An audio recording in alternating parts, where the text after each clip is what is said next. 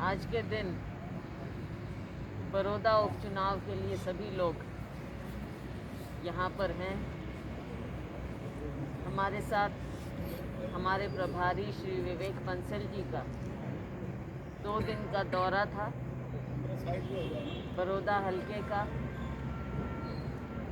हम जगह जगह गए हैं, गांवों में गए हैं, लोगों से मिले हैं, अपनी बात रखी है, लोगों की बात जानने की कोशिश की। और जो हमें आभास हो रहा है लोगों के बीच में जाकर, वो यही है कि बड़ौदा हलके के लोग इस उपचुनाव में कांग्रेस पार्टी का साथ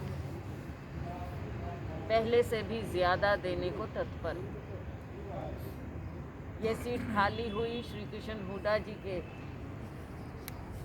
देहांत के बाद, और बाई इलेक्शन हो रहा है, वो यहाँ से चुनाव जीतते रहे।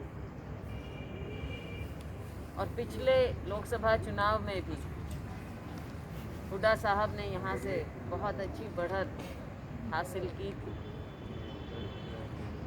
और आज के दिन 1 साल बाद, जबकि भारतीय जनता पार्टी और जजपा की सरकार बनी हरियाणा राज्य में, ये पहला उपचुनाव है और यहाँ के लोगों ने अपना मन बनाया कि भारतीय जनता पार्टी और जजपा ने जो सरकार बनाई, बड़े बड़े वायदे किए, ना तो कोई वायदा पूरा करने की बात हुई। दूसरा, हरियाणा की अर्थव्यवस्था बिल्कुल चरमरा चुकी है। एक और कोविड का कहर, और दूसरी ओर विकास, बेटी बचाओ बेटी पढ़ाओ, रोजगार, किसान, मजदूर, गरीब, क्राइम ग्राफ, अनेकों मुद्दे हैं इस चुनाव में। जो हाल ही में केंद्र सरकार ने 3 कृषि क्षेत्र के कानून बनाए, उनके खिलाफ हरियाणा का किसान मजदूर आज एक मन में बात बैठाए बैठा है। कांग्रेस पार्टी ने राहुल जी के नेतृत्व में, आप देख ही रहे हैं, इस सरकार को इनकी हर नाकामी पर खुली चुनौती दी है। और ये समय ने भी बताया है कि जो राहुल गांधी जी ने इन्हें आगाह किया, वो बातें सच साबित हो रही हैं। चाहे कोरोना की बात हो, राहुल जी ने चेतावनी दी थी फरवरी में, लेकिन इस सरकार ने सुना नहीं। चाहे चीन की बात हो, अर्थव्यवस्था की बात हो, कोई भी बात हो, राहुल जी ने उठाया और किसी ने नहीं उठाया।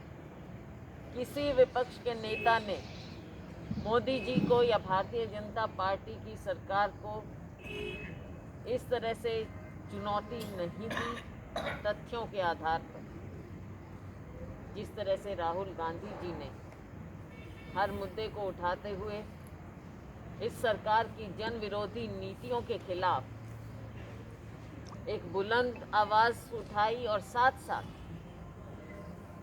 गरीब की, असहाय की वो आवाज़ बन रहे।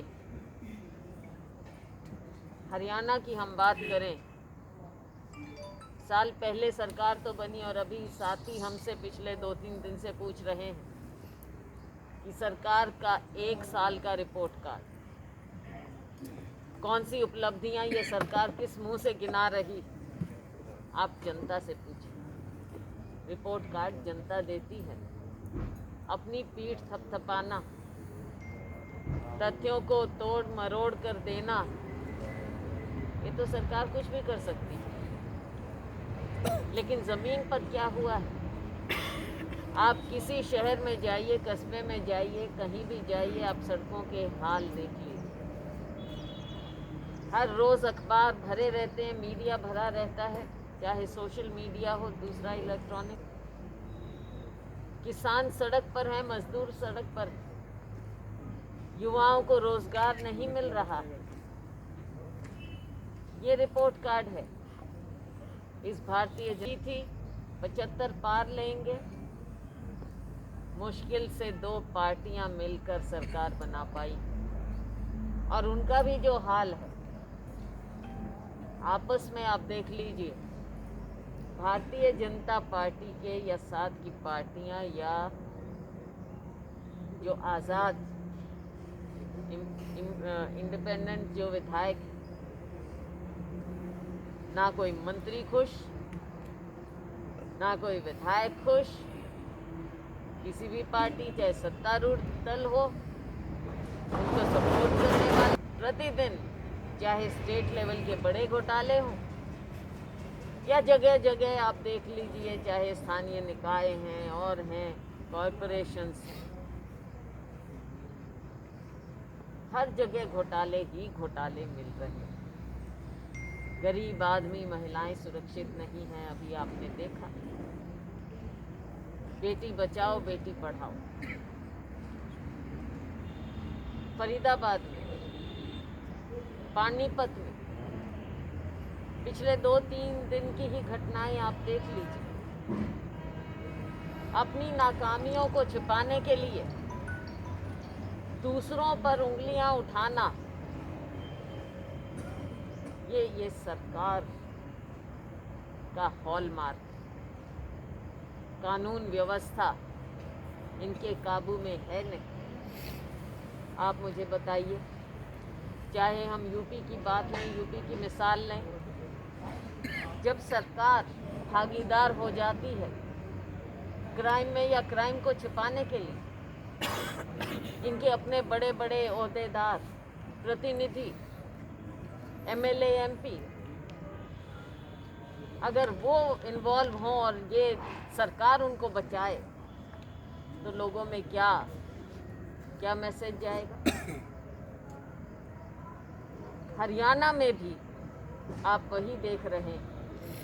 मैं अब नाम नहीं लेना चाहूँगी, लेकिन भारतीय जनता पार्टी के बड़े बड़े लोगों के अपने रिश्तेदार जब ऐसे क्राइम्स में रहे हों, तो आम जो क्रिमिनल माइंडेड लोग होते हैं, गलत काम करते हैं, उन्हें कहीं ना कहीं दिमाग में ये बात रहती है कि सारा माहौल ऐसा है, कोई भी कुछ करेगा, कोई भी बड़े से बड़े संगीन निकल सकता है।